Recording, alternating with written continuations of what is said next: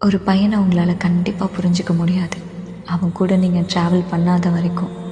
அவன்கிட்ட சுத்தமாக பணமே இல்லாத போது அவன் எப்படி இருக்கான்னு நீங்கள் பார்க்காத வரைக்கும்,